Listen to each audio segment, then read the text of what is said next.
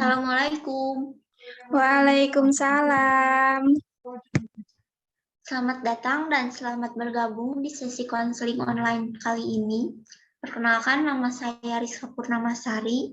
Saya adalah konselor yang bertugas untuk mendampingi kakak pada sesi konseling kali ini. Kalau boleh saya tahu dengan siapa saya berbicara? Perkenalkan, nama saya Rindi Antika. Baik, kalau begitu saya panggil Karindi saja ya. Baik, Kak, boleh. Kalau boleh saya tahu, kesibukan kakak sekarang ini apa ya? Kesibukan saya cuma kuliah, Kak. Baik, sebelumnya saya ucapkan terima kasih karena Karindi sudah meluangkan waktunya untuk mengikuti konseling online pada hari ini. Untuk Karindi, tidak perlu khawatir untuk menceritakan permasalahan yang sedang dihadapi kepada saya, karena saya akan menjaga kerahasiaan dari permasalahan tersebut. Oleh karena itu, saya berharap Karindi dapat terbuka kepada saya, baik dalam memberikan keterangan tentang diri Karindi, maupun tentang memberikan informasi mengenai permasalahan yang sedang kakak hadapi. Bagaimana? Dapat dipahami, Kak Rindi? Baik, Bu. Saya paham. Baik, kalau begitu, apa tujuan Karindi untuk mengikuti konseling ini? Begini, Bu. Selama ini sebenarnya saya ada masalah dan saya butuh tempat untuk bercerita. Baik, kalau begitu,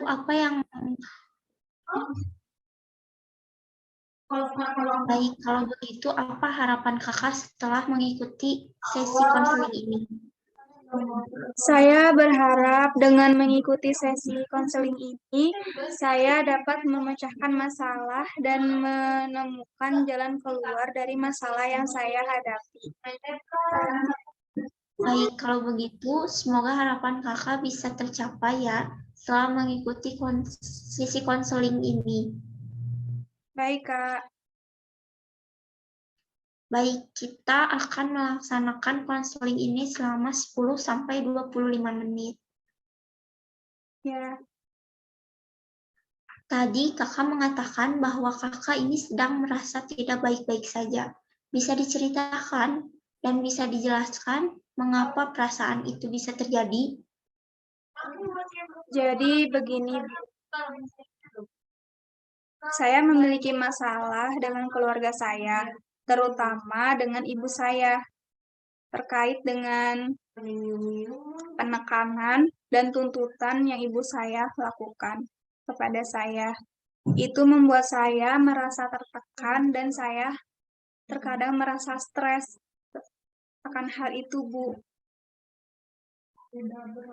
Bisa dijelaskan tuntutan seperti apa yang ibu kakak berikan?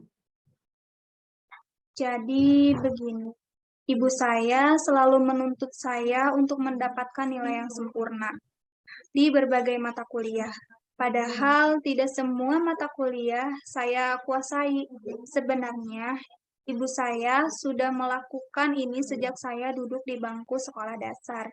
Ibu saya menekan dan menuntut saya untuk selalu mendapatkan nilai yang baik dan sempurna.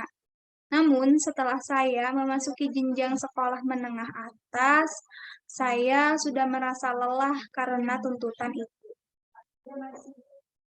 Dan pada akhirnya, saya memasuki dunia perkuliahan. Ibu saya semakin menuntut saya untuk mendapatkan nilai yang sempurna. Dan saya harus mengikuti kegiatan di kampus saya, walaupun saya sebenarnya tidak mau mengikuti kegiatan tersebut, Bu. Baik, Kak. Saya merasakan apa yang Karindi rasakan. Iya, Bu. Tadi Karindi mengatakan bahwa kakak merasa tertekan, yang terkadang membuat kakak menjadi stres karena tuntutan dari Ibu Karindi. Benar? Iya, Bu, benar. Baik, sebelumnya kakak sudah pernah memberitahu dan mengkomunikasikan masalah ini dengan ibu kakak. Belum, saya belum pernah mengkomunikasikan ini dengan ibu saya. Kalau begitu, Kak Rindi tenang dulu ya. Biasanya ketika Kak Rindi sedang merasa di posisi yang sedang tidak baik-baik saja, apa yang kakak lakukan untuk mengatasi hal tersebut? Jadi biasanya saya melakukan kegiatan yang saya suka, seperti menonton YouTube, membuka sosmed, dan berjalan-jalan keluar untuk menghirup udara segar, agar bisa menenangkan pikiran saya, Bu. Apakah hal itu cukup membantu? Cukup membantu, Bu, untuk menenangkan pikiran saya, walaupun hanya sementara. Kira-kira apa yang bisa kakak lakukan untuk memperbaiki keadaan kakak? Untuk sekarang, saya belum tahu, Bu. Baik, apakah kakak mau masalah ini selesai? Mau sekali, Bu, mau sekali. Tapi saya tidak tahu bagaimana caranya. Kira-kira bagaimana ya, Bu? Nah, jadi begini. Untuk sebelumnya, saya berterima kasih kepada Kak Rindi dan saya turut merasakan apa yang dirasakan oleh kakak. Saya tahu ini berat bagi kakak dan tentu saja ini tidak mudah untuk kakak. Pada dasarnya, memang sejak kecil kita harus mengikuti dan menuruti perkataan orang tua. Makanya banyak sekali orang yang ingin anaknya selalu mengikuti keinginannya tanpa mereka sadari dan tanpa mereka bertanya apakah anaknya setuju atau keberatan akan hal itu, sehingga setelah anak menjadi dewasa, anak akan selalu menuruti dan mengesampingkan keinginannya yang diinginkan oleh anak, yang menyebabkan anak menjadi stres akan hal itu. Stres merupakan perubahan reaksi tubuh ketika menghadapi ancaman, tekanan, ataupun situasi yang baru. Ketika menghadapi stres, tubuh akan melepaskan hormon dan kortisol. Pada kondisi ini membuat detak jantung dan tekanan darah meningkat, pernapasan menjadi lebih cepat, dan otot menjadi tegang. Nah, selain itu, apa yang kakak rasakan? Selama ini saya hanya merasa stres saja dengan keinginan ibu saya itu, Bu. Stres pada umumnya memang dirasakan oleh setiap orang dan stres yang dialami oleh setiap orang itu berbeda-beda, Kak. Beberapa orang akan menganggap suatu masalah akan menyebabkan stres, tetapi beberapa orang tidak. Stres ini menimbulkan beberapa masalah seperti traumatis akibat masa lalu. Dan ini akan berdampak buruk bagi kesehatan psikologis dan fisik Karindi. Lalu, apa yang harus saya lakukan, Bu? Tidak, sebelumnya Karindi bilang belum pernah mengkomunikasikan masalah ini dengan ibu kakak. Nah, bagaimana jika Karindi mengkomunikasikan hal ini dan apa yang selama ini Karindi rasakan, baik mengenai tuntutan, tekanan, hingga stres yang selama ini Karindi rasakan, dan komunikasikan juga keinginan yang sebenarnya yang diinginkan oleh Karindi. Tapi untuk sekarang saya belum siap, Bu. Tidak apa-apa, perlahan saja. Tetapi jika tidak segera dilakukan, maka stres yang dialami oleh kakak akan tetap ada dan semakin berdampak buruk untuk kesehatan psikologis kakak dan fisik kakak. Barangkali dengan mengkomunikasikan hal ini ibu kakak, jadi tahu perasaan yang kakak rasakan, dan kakak juga mengetahui alasan apa yang sebenarnya sehingga ibu kakak terus-menerus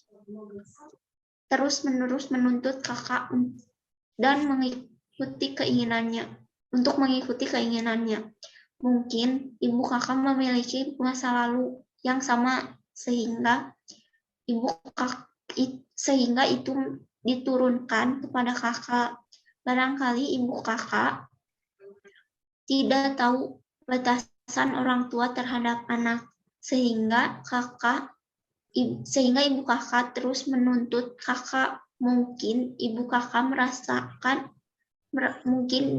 merasa bahwa kakak baik-baik saja dengan apa yang ibu kakak inginkan, karena tidak pernah mengkomunikasikan apapun dengan Karindi. Tapi Bu, bagaimana jika ibu saya tidak memahami saya setelah mengkomunikasikan masalah ini? Tidak apa-apa, itu bukan dalam kendali Karindi, tapi setidaknya kakak merasa lega dan merasa lebih baik karena sudah mengkomunikasikan perasaan Karindi yang selama ini dirasakan. Baik, Bu. Lalu bagaimana cara saya mengungkapkan perasaan yang saya rasakan supaya lebih tenang? Untuk itu, sebelum nanti kakak siap dalam mengutarakan perasaan yang kakak rasakan, sekarang mulailah untuk memaafkan hal-hal yang melukai perasaan kakak. Terima keadaan apapun dan sadari. Kemudian berterima kasih kepada diri sendiri karena kakak sudah sangat kuat sehingga bisa menghadapi permasalahan yang terjadi pada kakak. Ingat ya kak, luka yang disimpan terlalu lama akan berdampak buruk untuk kesehatan kita, apalagi kondisi psikologis kakak. Untuk itu kakak mulailah memperbaikinya dari sekarang. Baik, Bu. Terima kasih banyak atas sarannya. Nah, bagaimana perasaan kakak sekarang? Alhamdulillah, Bu, sudah merasa lebih baik. Alhamdulillah. Baiklah kalau begitu, ada yang perlu saya bantu lagi? Untuk saat ini sudah cukup, Bu. Baik, saya ucapkan terima kasih karena sudah datang untuk konsultasi kepada saya. Terima kasih sudah mempercayai saya. Jadi saya sudahi pertemuan kali ini ya. Jika ada permasalahan lain dan membutuhkan bantuan saya, silakan hubungi saya kembali. Baik, Bu. Terima kasih. Baik, Karindi. Terima kasih banyak.